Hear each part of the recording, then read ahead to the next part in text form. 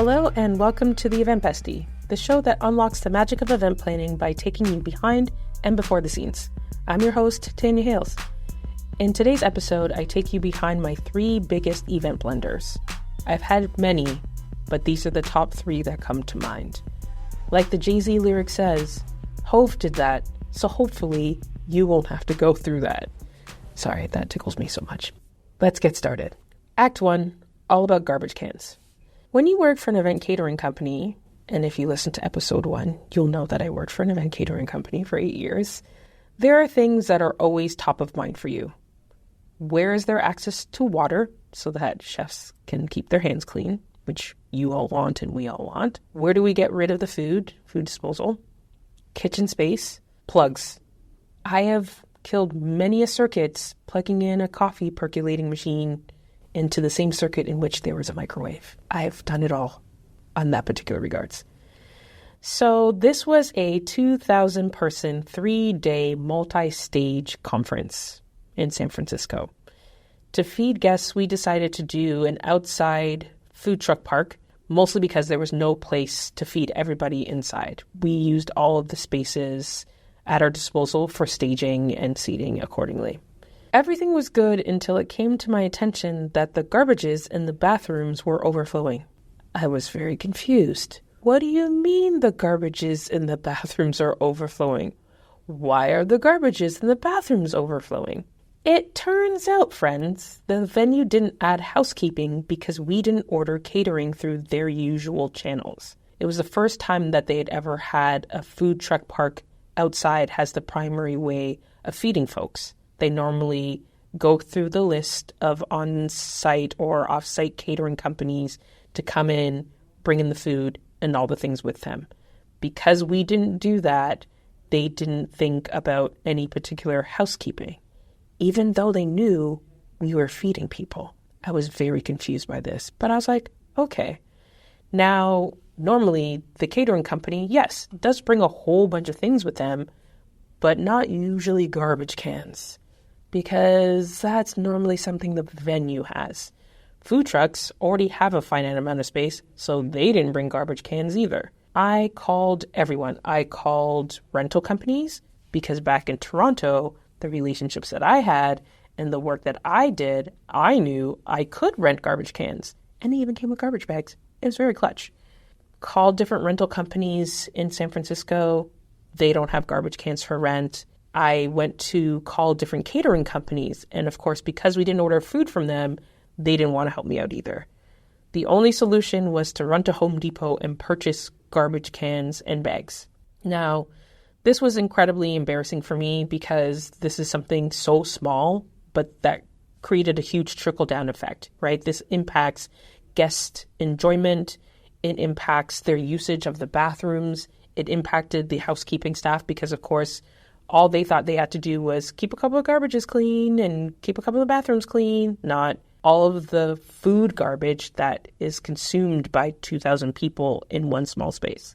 I will say that the great thing about 2-day events is that it gives you an opportunity to fix day 1 challenges, and this very much was a day 1 challenge, and I have never taken garbage cans for granted ever since.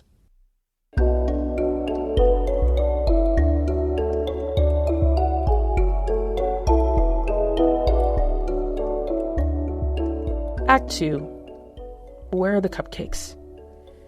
So to take you a little bit more behind the scenes of working for an event catering company, or at least the one that I worked for, this is how it would go. Client would inquire, I would like to host a cocktail reception for 60 people Thursday from 6 to 8. Okay, what are you thinking? What's your budget? Where is it? Hot foods, cold foods. You run down a list of questions that you want to ask to gauge what you're going to offer, what your proposal is going to be, et cetera, et cetera. Once it's all approved by the client, then it goes to the kitchen. And 3 kitchen orders are produced. There's one big board so that we can look at the entire week at a glance to say, okay, Monday's a really busy day. Tuesday, there's nothing, but Wednesday is super hectic for the kitchen.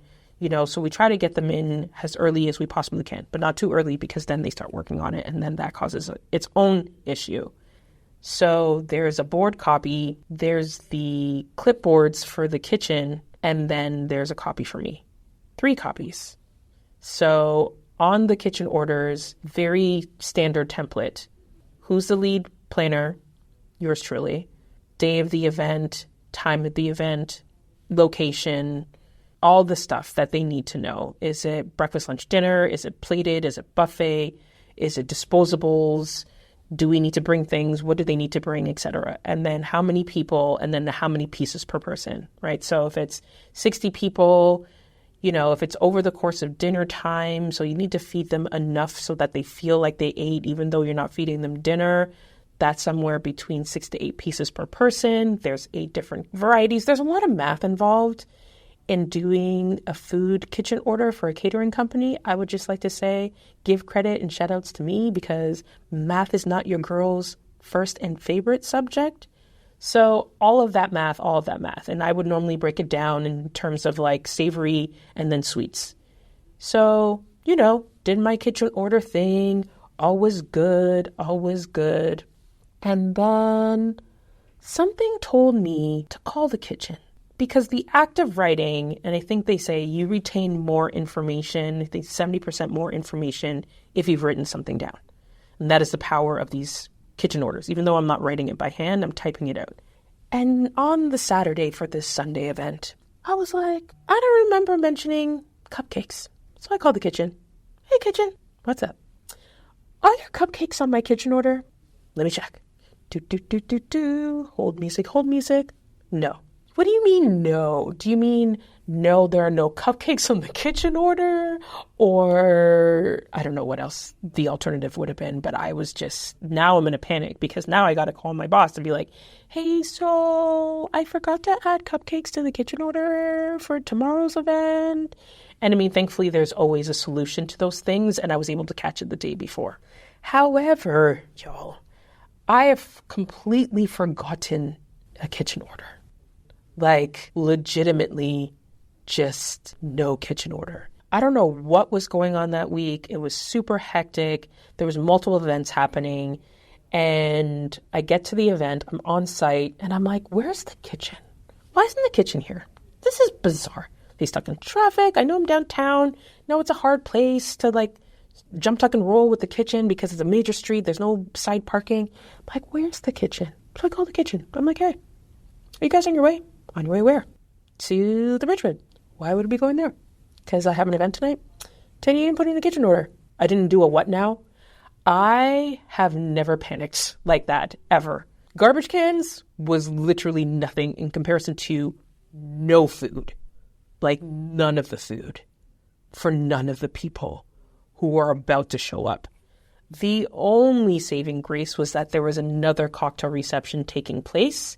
And despite it not being the order that the client wanted, and we had to do a lot of mea culpa and a lot of I'm so very sorries and apologies, they actually got a nicer menu than they originally would have had. They got duck, they got lobster, it worked out well for them. But for me, I have never peed my pants in the way in which I peed my pants that night. That was not fun. So, learn that sometimes, yes, when you're going at the speed of light, you can miss things when you're moving so fast. And moving that fast only benefits Olympic runners. You have to slow down to be efficient. And that was definitely one of the scariest moments of my entire planning career.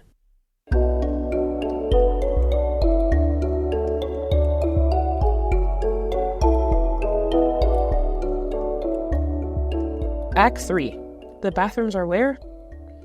So, on the side, because your girl doesn't do enough things, she runs a nonprofit organization called Black Moms Connection. And in 2017, we got a little bit of money to host our very first conference called the Black Moms Connection Conference, because I like naming things very succinctly and simply.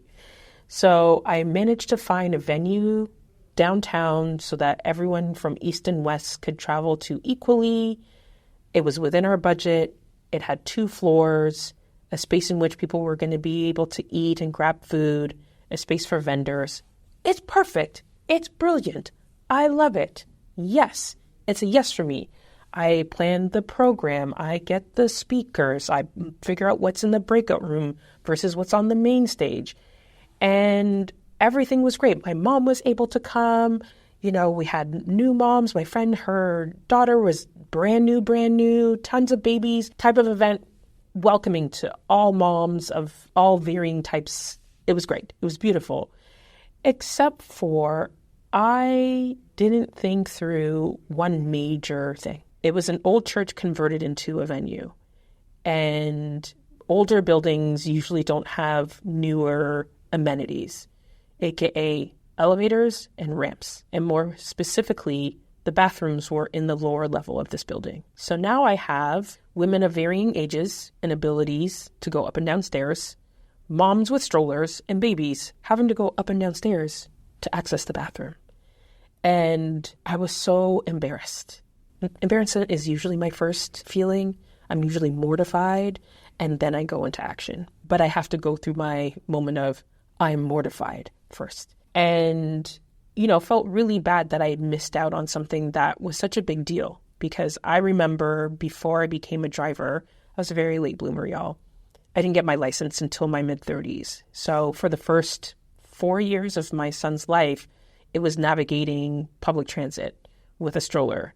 And Toronto is not accessible and stroller friendly. There was many a times I'm walking up and down stairs to take the subway and I'm carrying it because people don't want to help you and because there's no elevators in the subway stations, etc. So I lived this very pain very frequently, and the fact that I missed it was crazy. But, again, it was a learning lesson for me. And so now every single time Black Moms Connection has an event, we make sure we ask, what is the wheelchair accessibility? Because venues have to be accessibility compliant, but when people think about wheelchair, they only think about wheelchairs. But we should also think about strollers.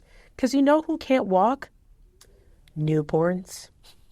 They need those devices to get in and out, and the moms need to be able to do it without having to go up and down stairs or rely upon people or do all sorts of things. They have enough that they're carrying, literally, in order to do that. Plus, pregnant mamas, right? I don't want them going up and down stairs because they fall and now my niece or nephew is... No, we don't want that kind of stress in our lives.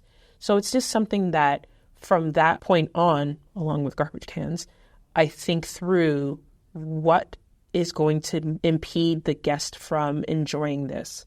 And they love the event, that they decide never to come back and go on socials and rant about the fact that they had to go up and down stairs from the bathrooms? No, because they probably only had to do that once or twice during the duration of the day.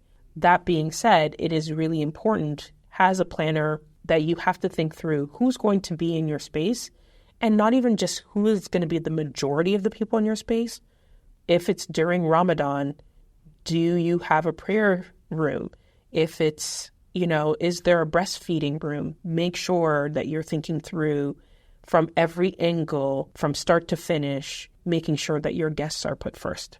So I definitely have never booked in a venue for Black Moms Connection that does not have wheelchair access ever again. And I'm always asking about garbage cans. So the summary, asking the right questions and not making assumptions is probably the key takeaway here. Don't go book a venue and assume that they're going to have garbage cans. Ask. It's something small, but something so big. Which leads me to point number 2. Small misses can turn into big blunders, right? That second one with the garbage cans, the client was mad, y'all. Big mad. And I don't blame them, right? Because that does not look good. Sponsors are there, funders are there, VC, important people are there, and they have to go to the bathroom to get away of their food garbage. It didn't look good. It didn't bode well. Thankfully, I didn't get completely fired from having them as a client, which was great. And even seasoned event pros have blind spots. I was so focused on finding a venue, in a specific part of the city that was within our budget that I missed bathroom access. And definitely really important to think through from every angle. And again, you're going to miss things, and that's just going to happen because you're human. But just know that you, the rookie planner or the DIY planner, you're going to miss things because I've been doing this for a hot minute and even I miss things. And that's a wrap for the episode. Episode 2 in the books. Boot, boot. If you liked it, smash the share button so I know it's real. Until next time, we'll keep the red carpet ready for you.